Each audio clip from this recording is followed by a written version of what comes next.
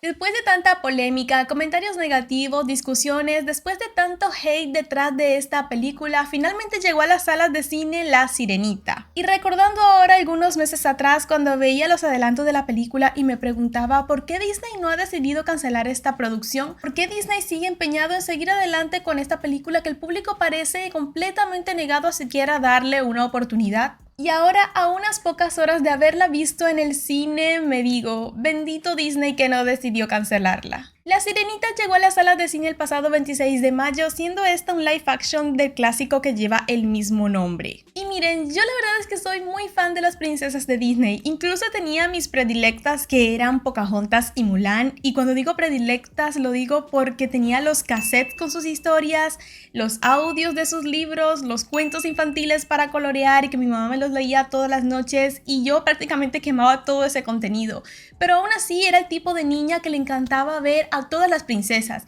y por supuesto la Sirenita no era la excepción. Y precisamente por este gran fanatismo se podría creer que yo tenía mucho hype al pensar que iban a hacer un live action de este clásico de Disney, pero tristemente no fue así. La niebla alrededor de la polémica respecto a la elección de la protagonista de la película fue tan densa que en lugar de llegar emocionada por el hecho de ver a uno de los clásicos de Disney tomar vida en la gran pantalla, más bien me preguntaba si valdría la pena haber comprado estos boletos o no.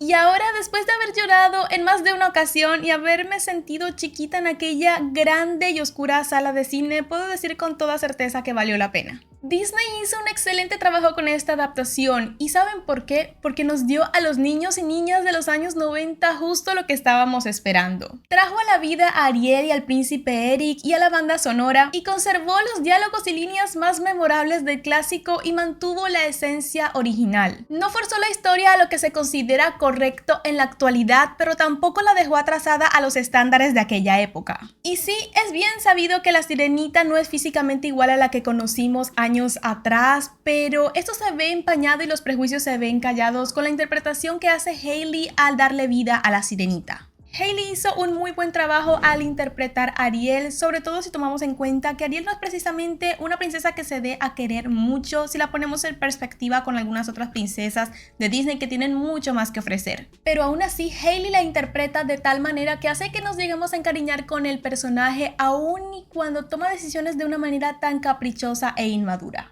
Me impresionó también cómo interpretó las escenas sin voz porque, a decir verdad, era una de las cosas que más me preocupaba de ver. Ariel pasa más de la mitad de la película sin decir ni una sola palabra, y si bien con una caricatura resulta un poco más sencillo expresar lo que está sintiendo sin necesariamente usar las palabras, creo que si hubieran elegido una actriz que no hubiera dado la talla para interpretar estas escenas hubiera sido un total desastre. Sin embargo, Hailey logra reflejar los sentimientos y pensamientos de la sirenita sin ni siquiera emitir un solo sonido y esto se valora mucho. Pero espérense porque Hailey no fue la única que me sorprendió porque Jonah para mí fue mi príncipe Eric perfecto. Este chico logró dar vida a uno de los príncipes más adorables de Disney, claramente no el más enigmático e interesante, pero por lo menos sí el más noble. Yo lo amé desde la primera escena, amé cómo logró capturar la esencia del personaje, cómo se veía auténticamente enamorado de Ariel, cómo me transportó a ese sueño de príncipe azul que todas las niñas tuvimos en nuestra infancia, que sí nos marcó con varios estereotipos bastante alejados de la realidad, pero que aún así me dio mucha nostalgia. Me gustó mucho que le dieran una vuelta al personaje con esto de querer descubrir nuevas tierras y navegar, que lo hicieran un príncipe con más sentido, más personalidad, aspiraciones y propósitos. Y un poco menos como el prototipo de príncipe perfecto que solo sirve para ser lindo.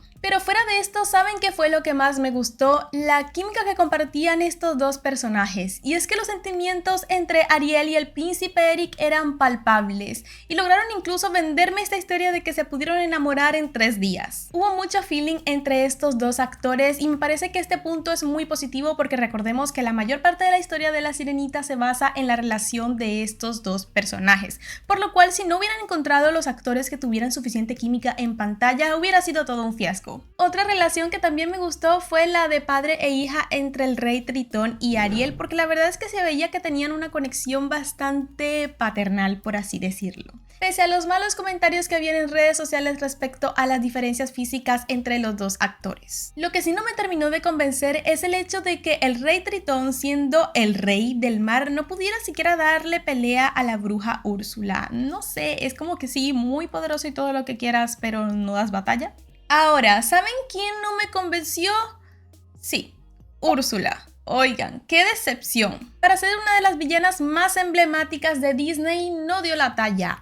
Pero ojo, estoy hablando de Úrsula como personaje, no de la actriz. Y es que siento que Melissa McCarthy hizo todo lo que pudo con lo poco que le dieron, porque la verdad es que yo en ningún momento vi a la bruja manipuladora y enigmática que tanto conocemos de La Sirenita. Incluso me gustó mucho más Vanessa, aunque solo apareciera por poco más de 2 minutos. Pero pues ya eso siento que fue un problema del guión, ¿saben? Es como que tenían a la actriz perfecta para interpretar a esta gran villana de Disney y lo desaprovecharon por completo, no explotaron el potencial que tenían o no le dieron la suficiente importancia. Otro de los personajes que causaron gran polémica en redes sociales fueron Sebastián y Flounder, y pues por su diseño en el live action es más que entendible, porque lo que le hicieron a los pobres es un sacrilegio.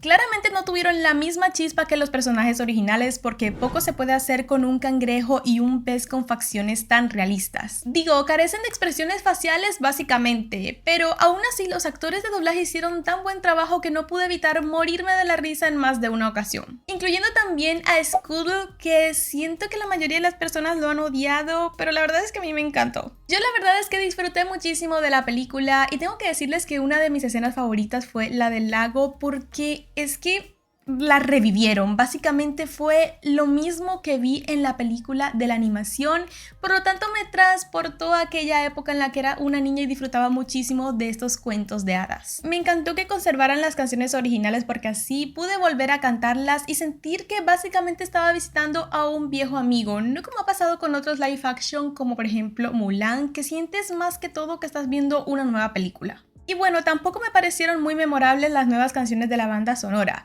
Es como que sí, estaban ahí, pero no hacía ninguna diferencia.